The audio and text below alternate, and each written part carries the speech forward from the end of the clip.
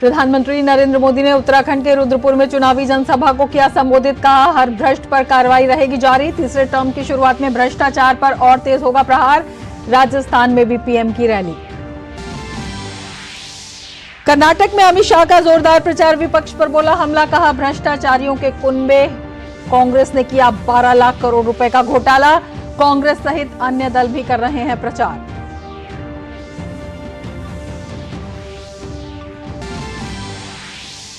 लोकसभा चुनाव के लिए कांग्रेस ने उम्मीदवारों की एक और लिस्ट जारी की। सूची में आंध्र प्रदेश, ओडिशा, बिहार और पश्चिम बंगाल के लिए 17 उम्मीदवारों के नाम की घोषणा। भाजपा ने आगामी ओडिशा विधानसभा चुनाव के लिए 112 उम्मीदवारों की सूची जारी की।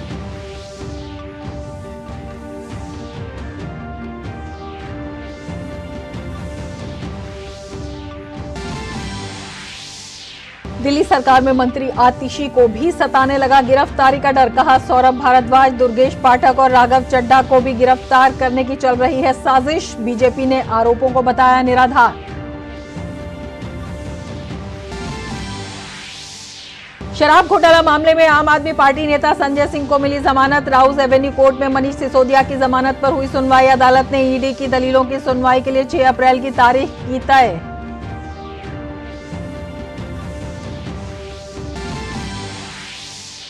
छत्तीसगढ़ के बीजापुर में पुलिस और नक्सलियों के बीच मुठभेड़, 4 नक्सली ढेर, कई घायल। इंसास और AK-47 समेत हथियारों का जखीरा और विस्फोटक बरामद।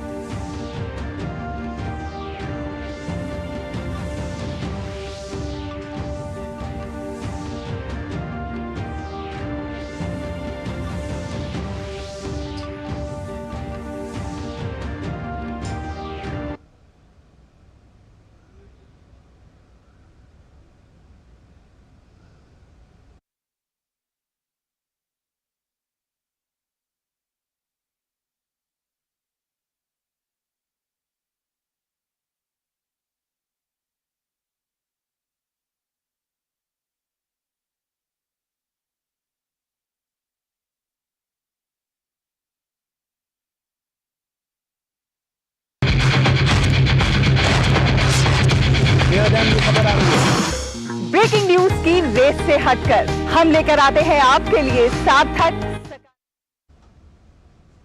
नमस्कार, डीडी न्यूज में आपका स्वागत है। मैं हूं रवा त्यागी। लेंगे समाचार विस्तार से। प्रधानमंत्री नरेंद्र मोदी ने लोकसभा चुनाव के लिए उत्तराखंड में आज पहली चुनावी रैली को नैनीताल ऊधम सिंह नगर लोकसभा क्षेत्र के अंतर्गत रुद्रपुर में संबोधित किया। पीएम मोदी ने कहा कि आपातकाल की मानसिकता वाली कांग्रेस को अब लोकतंत्र पर भरोसा नहीं बचा है। उन्होंने कांग्रेस के नेताओं पर लोगों को जनादेश के खिलाफ भड़काने का आरोप लगाया।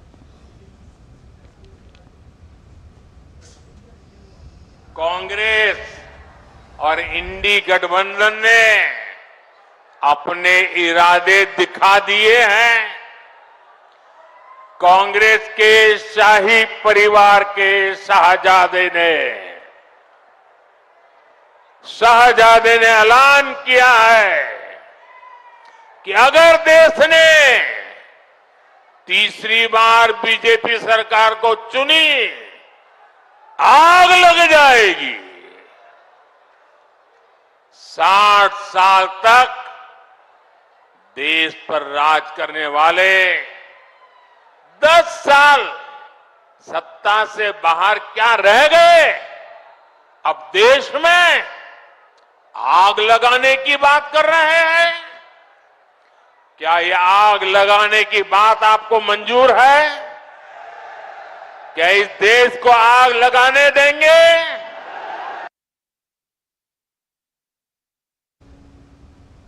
प्रधानमंत्री नरेंद्र मोदी ने कांग्रेस पर तुष्टीकरण के दलदल में धंसने का आरोप लगाया। उन्होंने कहा कि कांग्रेस घुसपैठियों को बढ़ावा देती है।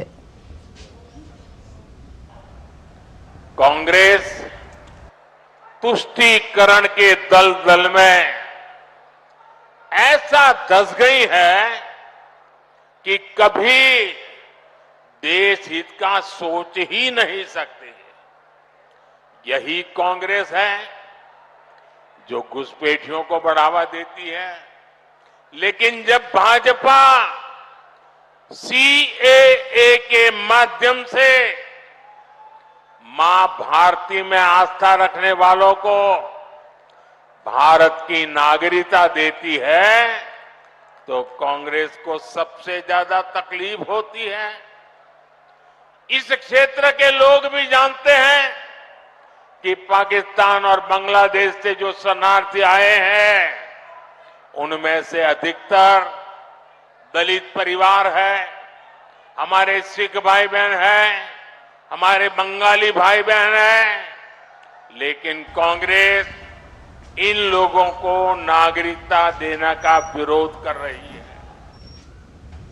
दक्षिण भारत के एक प्रमुख समाचार चैनल को दिए साक्षात्कार में पीएम मोदी ने तमिलनाडु के साथ अपने मजबूत रिश्ते का जिक्र किया था। उन्होंने तमिलनाडु के कन्याकुमारी में शुरू हुए एक ऐतिहासिक कार्यक्रम एकता यात्रा में अपनी भागीदारी को याद किया था।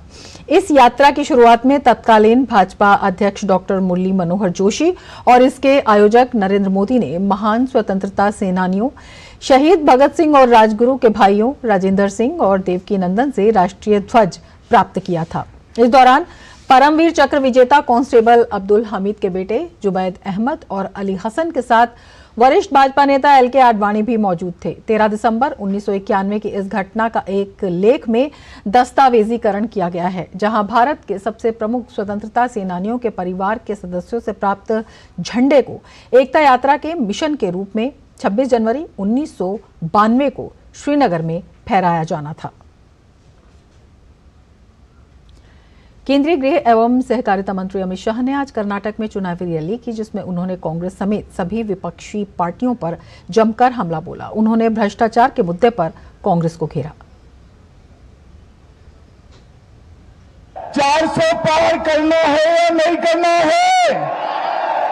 तो अरे बेंगलुरु वालों, ऐसी आवाज नहीं चलेगी। मेरे साथ दोनों हाथ उठाइए, उठाइए दोनों हाथ। विजय के विश्वास की मुट्ठी दीजिए और प्रचंड आवाज से बोलिए, भारत माता की, भारत माता की, जय श्री राम। लोकसभा चुनाव में एक और भारतीय जनता पार्टी और एनडीए है, जो हमारे प्रधानमंत्री नरेंद्र मोदी जी की ओर से है, और मोदी जी के नेतृत्व में हम चुनाव के मैदान में हैं।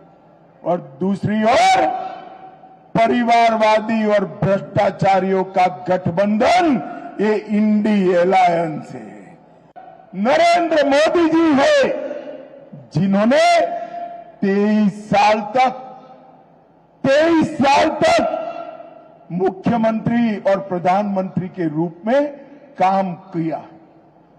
23 साल तक, और 23 साल में विरोध पक्ष वाले मोदी जी पर 25 पैसे का भ्रष्टाचार का आरोप नहीं लगा पाए।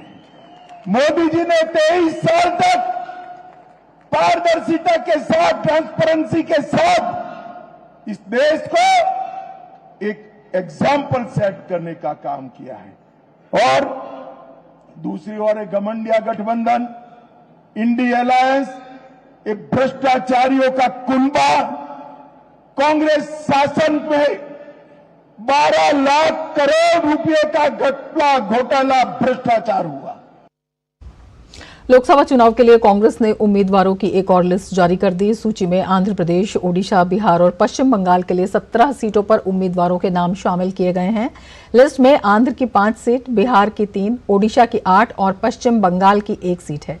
बिहार की किशनगंज से मोहम्मद जावेद, कटिहार से तारिक अनवर, भागलपुर से अजीत शर्मा, ओडिशा के बारगढ़ से संजय भोई, सुंदरगढ़ से जनार्दन, बोलांगीर से मनोज मिश्रा और कालाहांडी से द्रौपदी मांझी, कांधमल से अमीर चंद नायक, बेरमपुर से रश्मि रंजन पटनायक, पश्चिम बंगाल की दार्जिलिंग सीट से मुनीश तमांग को उम्मीदवार बनाया गया है। कांग्रेस ने आंध्र और ओडिशा के विधानसभा चुनावों के लिए भी अलग से उम्मीदवारों की सूची जारी की है। भारतीय जनता पार्टी ने ओडिशा विधानसभा चुनाव के लिए 112 उम्मीदवारों की सूची जारी की। इस सूची में भाजपा ने 8 महिला उम्मीदवारों को उतारा है। राज्य में लोकसभा चुनाव 2024 के साथ ही विधानसभा चुनाव भी होने हैं। भाजपा ने पुरी से जयंत कुमार सारंगी, कटक सदर से प्रकाश चंद्र सेठी और भुवनेश्वर सेंट्रल से जगन्नाथ प्रधान को मैदान में उतारा है। ओडिशा बीजेपी प्रमुख मनमोहन सामल चंदबली से और मनोज कुमार मेहर जूनागढ़ से चुनाव लड़ेंगे। सीसीएम मिश्रा को हिंजिली से मैदान में उतारा गया है, जहां उनका मुकाबला बीजेडी सुप्रीमो और मुख्यमंत्री नवीन पटनायक से होगा। ओडिशा विधानसभा चुनाव के लिए 4 चरणों में वोटिंग होनी है। पहला चरण 23 मई को शुरू हो रहा है, जिसमें 28 विधानसभा सीटों पर मतदान होना है। ओडिशा में विधानसभा की 147 सीटें हैं। पिछले चुनावों में भाजपा को 23 सीटों पर जीत मिली थी। भाजपा राज्य में अकेले विधानसभा और लोकसभा चुनाव लड़ रही है। भाजपा और बीजू जनता दल के गठबंधन की चर्चा थी, लेकिन आखिरी समय में मामला अटक गया। दिल्ली सरकार में मंत्री आतिशी को भी अब गिरफ्तारी का डर सता रहा है। ईडी के अनुसार कल ही अरविंद केजरीवाल ने यह खुलासा किया था कि शराब घोटाले का महत्वपूर्ण किरदार विजय नायर, आतिशी और सौरभ भारद्वाज को रिपोर्ट करता था। इस खुलासे के बाद कल ही आतिशी ने कहा था कि वो आज सुबह 10 बजे सनसनीखेज बात सबके सामने रखेंगी और आज उन्होंने प्रेस कॉन्फ्रेंस के जरिए कहा कि आने वाले 2 महीने में लोकसभा चुनाव से पहले आम आदमी पार्टी के 4 और नेताओं को गिरफ्तार कर लिया जाएगा।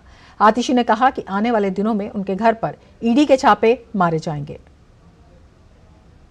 भारतीय जनता पार्टी को लगता है कि आम आदमी पार्टी के टॉप 4 लीडर्स को गिरफ्तार करना काफी नहीं था।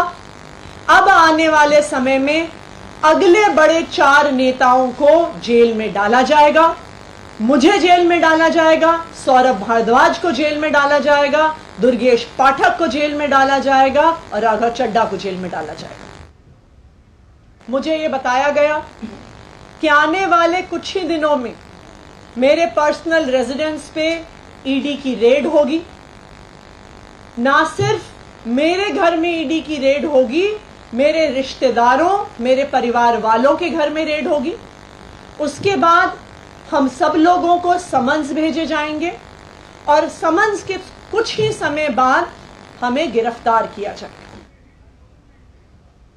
केंद्रीय सूचना एवं प्रसारण मंत्री अनुराग सिंह ठाकुर ने आप पार्टी पर जमकर हमला बोला। अनुराग सिंह ठाकुर ने भ्रष्टाचार के मुद्दे पर आप नेताओं पर निशाना साधा। जिस पार्टी का आधार ही झूठ पर बना है, एक से एक बड़ा झूठा आम आदमी पार्टी में और झूठ बोलकर ये राजनीति में आए, राजनीति में आके भ्रष्टाचार किया और जिस रामलीला मैदान में कभी इन्होंने भ्रष्टाचार विरोधी रैली की थी, वहां पर सारे भ्रष्टाचारियों को इकट्ठा करके रैली की है। ये दुर्भाग्य है। सुप्रीम कोर्ट से आम आदमी पार्टी के राज्यसभा सांसद संजय सिंह को जमानत मिल गई है। संजय सिंह दिल्ली शराब नीति मामले से जुड़े एक मनी लॉन्ड्रिंग केस के चलते प्रवर्तन निदेशालय की गिरफ्त में थे। कोर्ट ने साफ किया कि संजय सिंह को मिली रियायत किसी दूसरे मामले में उदाहरण नहीं बनेगी। साथ ही कोर्ट ने कहा कि संजय सिंह राजनीतिक गतिविधियों में भाग ले सकेंगे। ईडी ने संजय सिंह की जमानत अर्जी का विरोध नहीं करने का फैसला किया। पिछले 6 महीने से संजय सिंह जेल में बंद थे।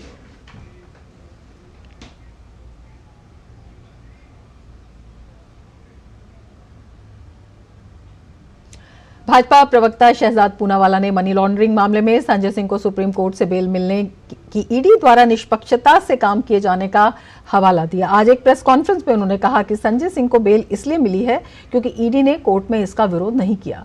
साथ ही उन्होंने अरविंद केजरीवाल को दिल्ली के सीएम पद से इस्तीफा देने की मांग की। ये बेल तब मिली है जब ईडी ने इस बेल को अपोज नहीं किया। इसका मतलब आज के बाद आम आदमी पार्टी के पास ये कतई अधिकार नहीं है कहने का कि ईडी विद्वेषपूर्ण कार्रवाई कर रही है। तो आज एक बात तो स्पष्ट है कि आम आदमी पार्टी का एक तर्क कि ईडी विंडिक्टिव कार्रवाई कर रही है वो खारिज हो गया। आपको बेल केजरीवाल जी नहीं मिल रही है, जेल में रहते हुए ही चलाऊंगा। आपको आपके 62 विधायकों पर भरोसा नहीं, आपको आपकी पार्टी पर भरोसा नहीं। और सीधे राजस्थान के कोटपुतली ले चलते हैं, जहां पर प्रधानमंत्री नरेंद्र मोदी एक चुनावी सभा को संबोधित कर रहे हैं। राजस्थान ने 2014 में बीजेपी को 25 की 25 सीटें दी थी। राजस्थान ने 2019 में भी एनडीए को 25 की 25 सीटें दी थी और अब 2024 में भी राजस्थान 25 की 25 सीटें देने का फैसला कर चुका है।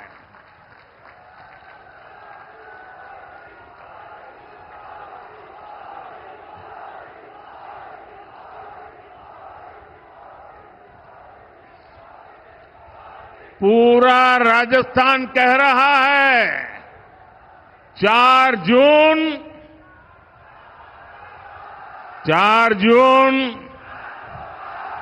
4 जून 4 जून साथियों 2024 का ये लोकसभा चुनाव कोई सामान्य चुनाव नहीं है। ये चुनाव विकसित राजस्थान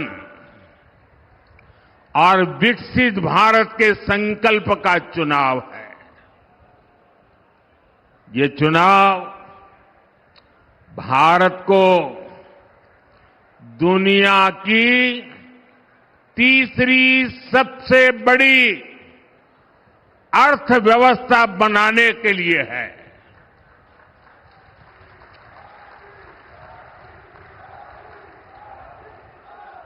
ये चुनाव भ्रष्टाचार को जड़ से उखाड़ फेंकने के लिए है। ये चुनाव आत्मनिर्भर भारत के सपने को पूरा करने के लिए है। ये चुनाव किसानों की समृद्धि के संकल्प का चुनाव है। ये चुनाव घर घर नल से जल पहुंचाने का चुनाव है। लेकिन भाइयों बहनों, कांग्रेस और उसका इंडी गठबंधन देश के लिए नहीं बल्कि अपने स्वार्थ के लिए चुनाव लड़ रहे हैं। ये पहला ऐसा चुनाव है जिसमें परिवारवादी पार्टियां अपने परिवार को बचाने के लिए रैली पर रैली करते जा रहे हैं। ये पहला ऐसा चुनाव है जिसमें सारे भ्रष्टाचारी मिलकर भ्रष्टाचार पर कार्रवाई रोकने के लिए रैली कर रहे हैं। मैं कहता हूं भ्रष्टाचार हटाओ। वो कहते हैं भ्रष्टाचारी बचाओ। आप मुझे बताइए, भ्रष्टाचार जाना चाहिए कि नहीं जाना चाहिए? भ्रष्टाचार खत्म होना चाहिए कि नहीं होना चाहिए? भ्रष्टाचारियों को सजा मिलनी चाहिए कि नहीं मिलनी चाहिए? वो कहते हैं भ्रष्टाचारियों को बचाओ, मोदी कहता है भ्रष्टाचार हटाओ। निर्णय आपको करना है।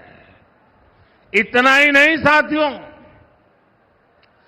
जनता के दरबार में हार चुका इंडी अलायंस अब कैसे मंसूबे पाल चुका है, इसकी भी झलक लगातार देखने को मिल रही है। ये पहला ऐसा चुनाव है जिसमें कांग्रेस पार्टी के बड़े नेता खुद के चुनाव जीतने की बात नहीं कर रहे हैं। वो जीतेंगे कि नहीं जीतेंगे इस पर मौन रहते हैं, लेकिन वो देश को धमकी दे रहे हैं कि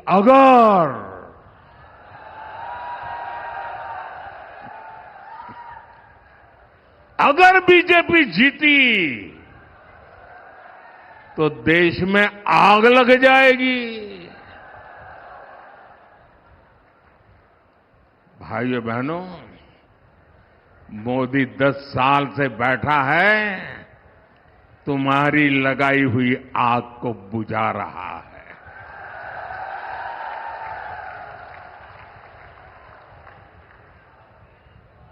कांग्रेस के लोग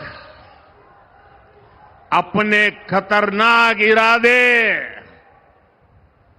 जताना शुरू कर दिए हैं और इसलिए देश को बचाने के लिए, देश का भविष्य बनाने के लिए, आपकी आने वाली पीढ़ी की जिंदगी सुखी और समृद्ध हो, इसके लिए ये चुनाव बहुत अहम है। आज देश में बीजेपी की मजबूत और निर्णायक सरकार की जरूरत और ज्यादा बढ़ गई है।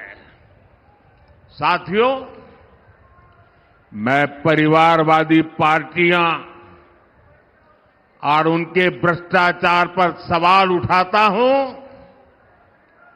और इसलिए मैं उनके निशाने पर हूं। मैं जनता जनार्दन से पूछना चाहता हूं। आगे बढ़ेंगे, लेकिन उससे पहले वक्त है एक ब्रेक का। आप देखते रहिए टीजी न्यूज। तुम्हें पता है इन्वेस्टर्स के लिए एक इन्वेस्टर प्रोटेक्शन फंड होता है, IPF। लेकिन अगर तुम्हारा ट्रेड एक्सचेंज पर एग्जीक्यूट नहीं हुआ या फिर कोई गारंटीड रिटर्न्स वाली स्कीम है तो ये IPF आपकी मदद नहीं कर सकता है। और अगर आपका ब्रोकर ही डिफॉल्टर बन जाए तो फिर IPF आपको कॉम्पेंसेशन दिला सकता है। कहां से सीखा? NSE की साइट पर। सोच कर, समझ कर, इन्वेस्ट कर। ब्रेक के बाद फिर से आपका स्वागत है। शराब घोटाला मामले में दिल्ली के पूर्व उप मुख्यमंत्री मनीष सिसोदिया को आज राउज एवेन्यू कोर्ट में पेश किया गया। दिल्ली के शराब घोटाला मामले में आरोपी मनीष सिसोदिया की जमानत याचिका पर आज राउज एवेन्यू कोर्ट में अहम सुनवाई हुई। मनीष सिसोदिया के वकील ने कोर्ट में दलील दी कि सिसोदिया की भूमिका को लेकर जांच पूरी हो चुकी है और अब हिरासत में रखने का कोई औचित्य नहीं है। 6 अप्रैल को मनीष सिसोदिया की जमानत याचिका पर कोर्ट आगे सुनवाई करेगा। फिलहाल मनीष सिसोदिया अभी तिहाड़ जेल में बंद हैं। रक्षा मंत्री राजनाथ सिंह ने सेना कमांडरों के सम्मेलन में भविष्य की तैयारियों को लेकर चर्चा की। इस दौरान रक्षा और सुरक्षा से जुड़े विभिन्न क्षेत्रों का मूल्यांकन किया गया। उन्होंने इस दौरान वरिष्ठ अधिकारियों से स्थिति का जायजा लिया। गौरतलब है कि सैन्य कमांडरों का इस साल का पहला सम्मेलन 28 मार्च को हाइब्रिड मोड में शुरू किया गया था। उसके बाद ये 1 और 2 अप्रैल को नई दिल्ली में फिजिकल मोड में आयोजित किया जा रहा है। रक्षा मंत्री राजनाथ सिंह ने वरिष्ठ सैन्य नेतृत्व को संबोधित करने के साथ ही कमांडरों से बातचीत भी की।